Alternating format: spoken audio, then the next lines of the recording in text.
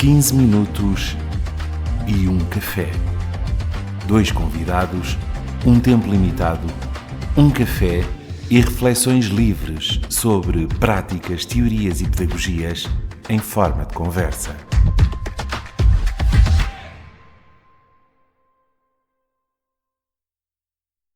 Bom dia, Carlos. Muito obrigado por te ter juntado a nós aqui num 15 minutos e um café. É um prazer. Uma dinâmica que já temos, já vai no 54º episódio, tendo em conta que estamos a lançá-lo de 15 em 15 dias aproximadamente. Já é uma dinâmica com alguma estrutura. E claro está, não podíamos deixar de passar pelo Carlos Manique, diretor do Centro de Formação de Mafra, Rómulo Carvalho, seu nome, investigador e também doutor em História da Educação, se não me engano, é assim mesmo História da Educação, e claro está que é impressionante perceber que a História da Educação também nos traz aqui, não é? E é um bocadinho sobre isso que podemos falar e sobretudo, que escola é esta que nós temos, Carlos? Que escola é esta que hoje em dia nos é tão complicada de entender? Bom dia, é um prazer estar na rubrica 15 minutos um café. Eu diria que, para percebermos a escola de hoje, e passo agora a minha valência de historiador, é importante recuarmos um pouco, historicamente, de facto. Ter aqui uma perspectiva diacrónica. Eu diria que no século XVI a escola está mais ou menos, ou está organizacionalmente madura. Estamos a falar, por exemplo, dos colégios jesuítas, uma organização em classe, que é algo que se vai manter depois no século XVIII e no século XIX, sobretudo no século XIX, mas no momento em que há a chamada compulsory education, portanto começa a ser obrigatório ir à escola, a escala é outra. Passa a ser outra, não é? Em termos organizacionais é a classe, é o módulo da classe, mas a escala passa a ser outra. E é interessante perceber que a escola que nós conhecemos hoje, que se funda nesse período, segunda metade do século XIX, sobretudo o último terço, está de facto associada à construção dos Estados-nação. Ou seja, é importante haver escola, porque é a única maneira de passar uma cultura nacional e, portanto, estamos a falar num momento de formação de alguns Estados-nação. E também um bocadinho a perda, no fundo, a perda de centralidade das ordens religiosas Sim, ou não? Também, em Portugal, claro, há a extinção das ordens religiosas em 1834, depois há um debate sobre a secularização ou não do ensino, mas a grande questão no final no último terço do século XIX, como eu disse, é esta ideia de haver uma escolaridade obrigatória. Em Portugal, ao contrário de outros países, foi declarada muito cedo, em 1844, mas foi uma intenção quase sempre incumprida, porque, de facto, havia uma disparidade muito grande entre aquilo que dizia a lei, as multas, etc., que não resultavam, e aquilo que acontecia, de facto, ou qual era a intencionalidade dos governos. Não é? Houve aqui um desfazamento muito grande. Ao passo que certos países do norte da Europa, por exemplo, mas não só, mas foquemos no norte da Europa, alguns não decretaram a escolaridade obrigatória, alguns quando decretaram já toda a gente ia à escola. Por exemplo, na Suécia, estávamos a comentar há pouco, é muito interessante que nos anos 50 do século XX, todos os adultos que estavam a trabalhar e que tinham frequentado a escola voltaram à escola. Uhum. Eu lembro-me de ver isso numa instituição onde estive, com as fotografias das pessoas. No pós-guerra, as pessoas voltaram à escola. Isso é interessante ver. Portanto, o grande sonho do século XIX de alguns ministros, nomeadamente o Jules Ferry, que foi o ministro de Instrução Pública francês em 1870, era à mesma hora todos os alunos estarem na escola, estarem quase com o mesmo exercício. Portanto, isso era o grande sonho no sentido de haver uma uniformização. Claro que esse processo foi de muito difícil conclusão, porque no caso francês, quase impossível, porque havia várias línguas, os próprios professores não dominavam algumas línguas locais, e portanto, dialetos, portanto, isso não foi possível ter essa ideia de uniformização cultural, não é? Isso ficou aquém. Agora, o que interessa para a escola de hoje é que esse modelo organizacional, baseado na classe sobretudo, e tendencialmente no facto dos alunos terem a mesma idade em cada grau, que é isso, que ao princípio isso não se registra logo, não é? Portanto, vamos imaginar uma primeira classe, nem todos os alunos tinham a mesma idade, mas isso vai sendo progressivamente atingido. Isso mantém-se, e a ideia é de, conforme alguns investigadores dizem, nomeadamente o João Barroso, é ensinar a muitos como se fossem um só, ou seja, olhar para a turma como se houvesse um aluno médio, não pensando na diferenciação, portanto, aquilo era algo... E o que é interessante verificar é que este modelo, há um autor norte-americano que diz que é o único modelo possível e até imaginado. Este modelo começa a ter algumas disfunções desde o início.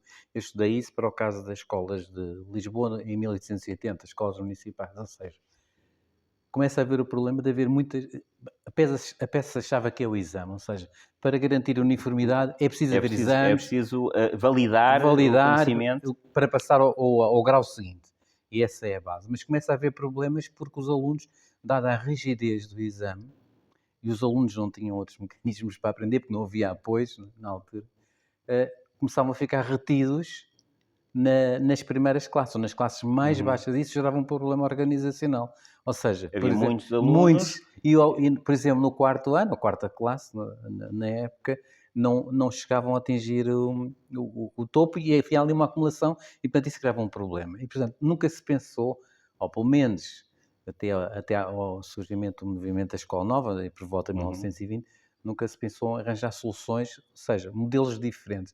A ideia é sempre melhorar.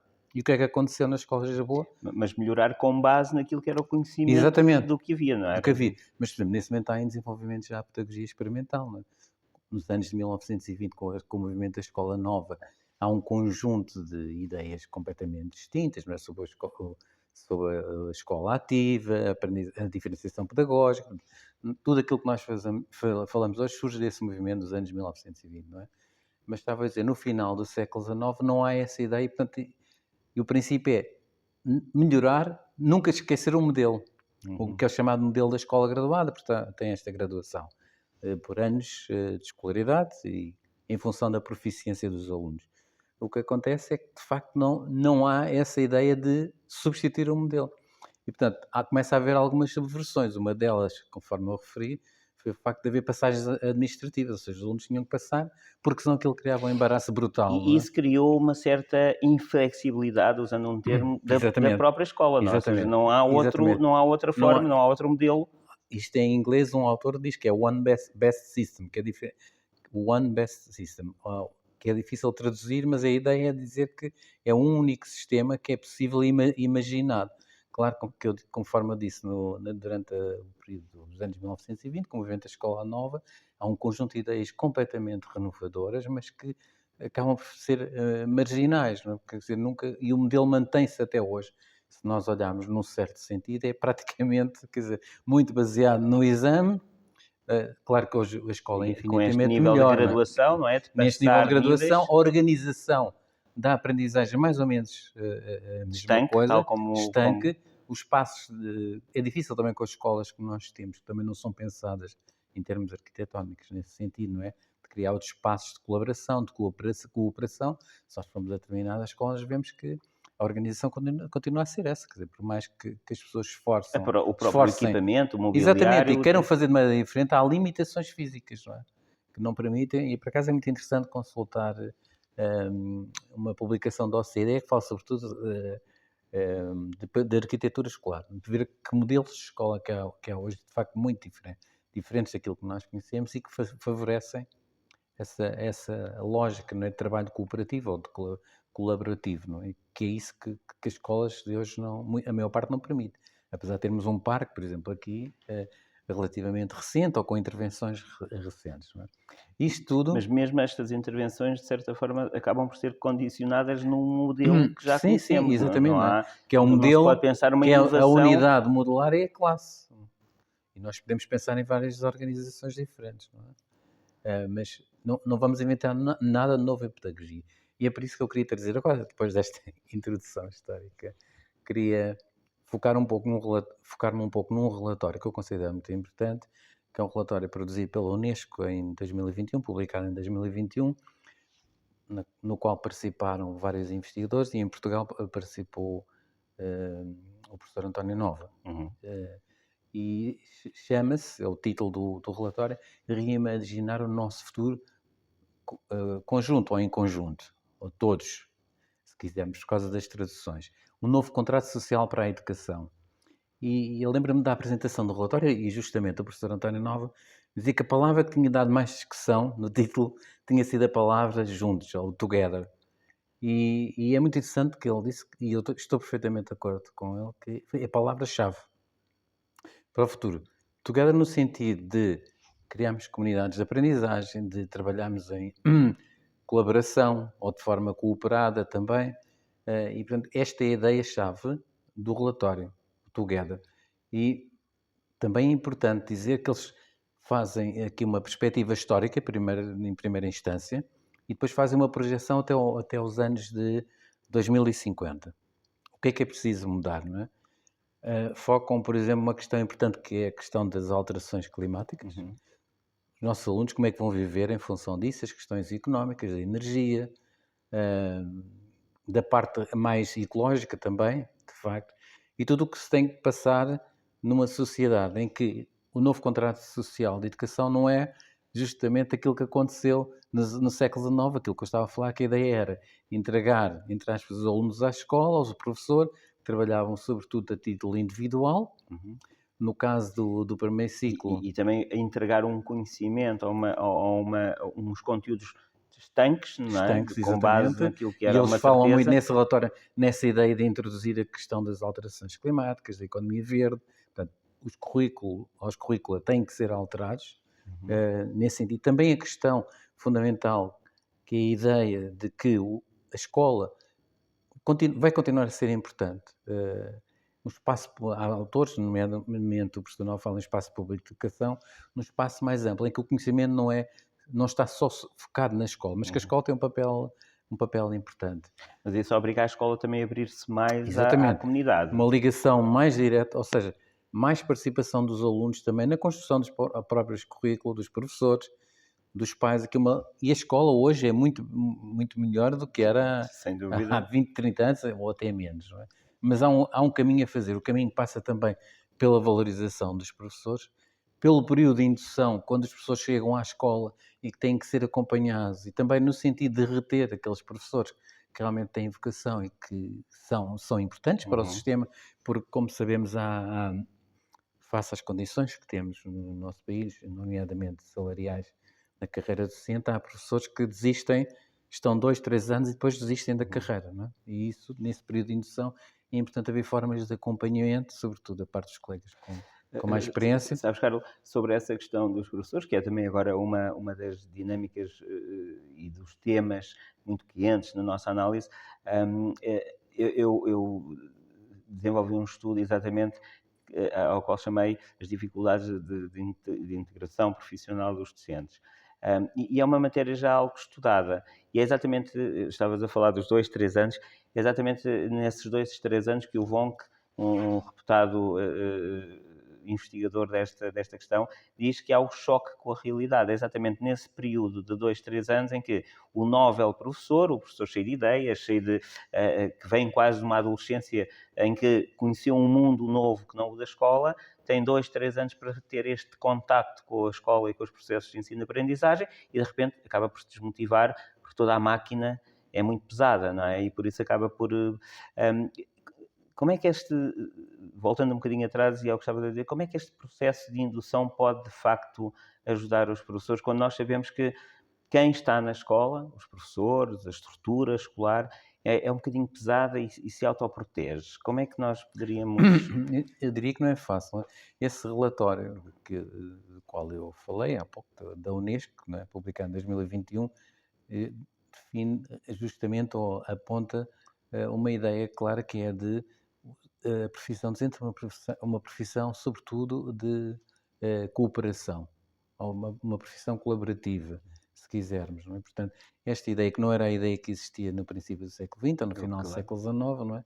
Em que o professor muitas vezes, por exemplo, no caso da instrução primária, do primeiro ciclo, estou a falar da designação mais antiga.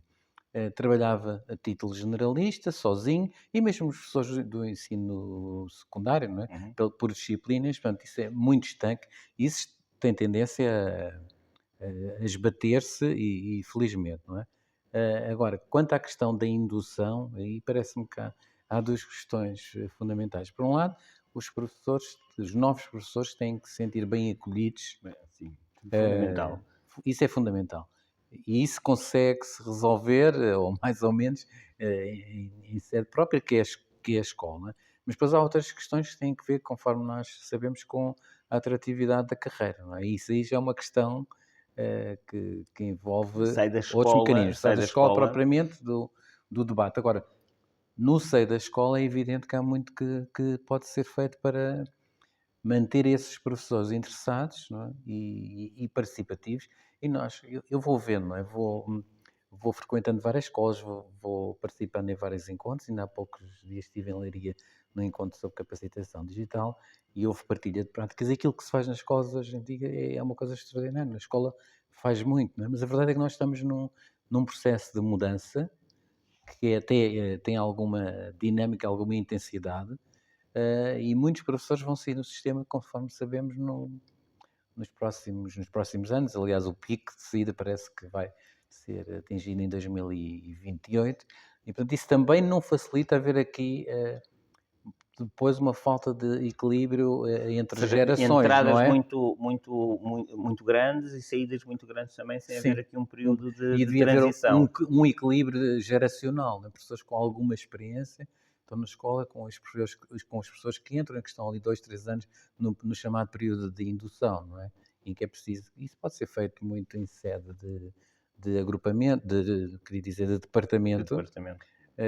mas há de facto um trabalho a fazer, mas sem melhorar as condições salariais desses colegas e de estrutura da carreira, eu Porque penso há sempre essa componente que pesa claro, muito na pesa decisão. muito. Carlos, voltando um bocadinho a este relatório da Unesco, e detendo-nos aqui um bocadinho nesta ideia de pensar a escola em conjunto, ou todos, ou together, não é a Sim. palavra. hum, Como é que nós podemos, numa análise bottom-up, ou seja, do Ministério da Educação para baixo, como é que nós podemos mudar de facto esta face desta escola que está baseada nestas, como dizias e bem, está num modelo muito, de certa forma, fechado, mas que agora tudo aponta para uma outra escola. Já agora, deixa-me só fazer aqui uma nota. Dizias que este relatório é de 2021, 2021. 2021, e nós, desde 2021 à atualidade, 3 anos passados, por exemplo, em termos de inteligência artificial, notámos um Sim, desenvolvimento e um incremento que, se calhar, ainda nem sequer é, neste relatório, que tem 3 anos, sim, ainda nem sequer é central e que cada vez mais assume esta isso é verdade. centralidade. Este relatório, eu não disse, mas tenho que referir, não é? Este relatório está muito marcado pela questão da pandemia, não é? E fala também no digital, e no digital que pode unir, mas que também pode criar algumas clivagens e até algumas disparidades ou injustiças, como nós verificamos, porque o acesso não foi o mesmo por parte de todos os alunos, não é? E no nosso sistema educativo, o português, ainda a questão social, não é? Das dificuldades sociais ainda marca muito, não é? A escola não consegue fazer a diferença em muitos casos. No caso, passa o pleonasmo, os alunos com mais dificuldades do ponto de vista social, portanto, a escola não consegue fazer a diferença. Portanto, este relatório está muito baseado nisso, na questão da pandemia e das clivagens que E acabou também do acesso, e não do é? Do acesso, acesso. de acesso de forma equitativa, não é? Agora, as questões que estamos a falar da intervenção do Ministério, de uma lógica de cima para baixo, eu devo dizer que há muitos processos inovadores e de renovação pedagógica que começaram justamente em determinados contextos Da escolares, escola, da daquela escola escola, não interna. é? Estamos a falar, por exemplo, do caso da Escola da Ponte, que foi até uma luta. Num determinado momento houve quase que uma subscrição pública ou de defesa da Escola da Ponte, porque houve de facto alguma intervenção no sentido de coartar a intervenção da escola, a intervenção da parte do Ministério da Educação da altura. Portanto, até se fala num processo inovador, numa lógica instituinte, no sentido em que é algo por exemplo, no Caso da Ponte, nasceu da formação, de um encontro de círculos de estudos Uhum. e de um mentor, não é? Do José Pacheco, que quis fazer algo diferente, mas contou também com uma equipa, portanto, um processo de grande comunhão e de grande ligação com a comunidade Com aquela educativa. comunidade, Com aquela exato. comunidade educativa. Portanto, eu, aliás, tive a oportunidade de visitar a Escola da Ponte em 98, numa altura já se falava na Escola da Ponte, não é? E ter conhecido pessoalmente o José Pacheco e verificar esse entrosamento com a comunidade. Não sei, a escola era a comunidade e a comunidade era a escola. Ali não havia dúvida nenhuma. Portanto, portanto, os processos podem muito bem e, na maior parte das vezes, nascem no contexto escolar. Quer dizer, não é preciso uma intervenção, uma regulação tão acentuada como se observa às vezes no sentido de levar as escolas porque quem está na escola é que sabe o que é que pretende e o que deve fazer, não é? Mas eu falo da minha experiência como profissional e muitas das vezes eu acho que também não é apenas e só quando há uma indicação muito clara ou muito definitiva do Ministério da Educação, mas é a própria interpretação dos professores na escola. Eu, sobre isto que estavas agora a dizer, brinco muito com esta ideia de não é o ministro que proíbe a entrada dos pais nas escolas, são os regulamentos internos que muitas vezes são desenvolvidos e feitos pelos professores que estão Claro. nessa escola, não é? Por isso há também aqui uma questão que é, será que as escolas têm de saber ler melhor estes documentos, como o da Unesco, a própria legislação? Haverá algum déficit a esse nível? Quer dizer, eu diria que em termos de conhecimento pedagógico, provavelmente poder-se-ia fazer mais ou ler mais, mas eu sei também que a nossa classe é uma classe que tem, regra geral, habilitação ao nível do mestrado, portanto, é uma das classes com mais habilitações Com mais académicas formação neste momento e com académica. mais formação. E, portanto, isso significa um esforço dos professores, não é? A dedicação de tempo para esse efeito e para obter habilitações ou melhores qualificações. E isso leva, de facto, a que as pessoas investiguem, estudem. Mas, regra geral, não há muito tempo disponível para isso. Para quem está na escola e quem tem horários sobrecarregados, nós sabemos que, e tu sabes, Sim, em sim, particular, é verdade. que é muito difícil conjugar esse trabalho aqui, uma lógica de ser professor e ao mesmo tempo ser investigador. Ou, muitas vezes, refletir nós fazemos isso, claro, em sede própria, seja num conselho pedagógico, que seja, por exemplo, em sede de departamento, mas depois a produção escrita e de documentos, normalmente nós não temos muito isso na nossa mão, que seria importante, e recebemos muitos documentos da parte do Ministério, alguns importantes, claro, não digo que não, mas há pouco tempo para digerir isso, passa a palavra, Apropriarmos-nos desse... para nos apropriarmos e também para nós próprios, e é isso que muitos investigadores defendem, que dizem, e até falam relativamente aos centros de formação. Então, mas não há nada escrito, vocês não têm uma opinião, quer dizer, e é difícil congregar vontades, não é? Uhum. E esforços no sentido de as pessoas produzirem algo que é um papel. Por exemplo, o caso dos centros tem um papel importante, não é pelo facto de eu ser diretor, mas que tem a nível nacional, são 91 centros, tem algum papel, de facto, e não há nenhuma produção escrita sobre o trabalho. Há relatórios, mas quer dizer, relatórios numa visão muito burocrática. Não há um pensamento, não é, que saia daquele conjunto estruturado, daquele conjunto sobre uma reflexão sobre o sistema educativo e sobre aquilo que é preciso mudar, até em termos de avaliação externa, por exemplo, ou da estrutura da carreira, que são assuntos importantes, não é? Que deviam estar na ordem do isso é dia. importante. Olha, Carlos, eu faria o seguinte, nós já estamos em cima do nosso tempo, que estas conversas Claro, começamos isso podíamos... e acabamos, mas eu deixo um convite que poderíamos pensar, já que este final de conversa nos aproximou aqui dos centros de formação, eu deixava-nos um convite para fazer uma reflexão sobre exatamente o papel do centro de formação, seja uma espécie de um episódio 2 desta Sim. nossa conversa, para falarmos Muito bem. dos centros de formação. Carlos, Muito bem. olha, nós normalmente acabamos com um brinde. Muito Nossa, obrigado. obrigado, Bill.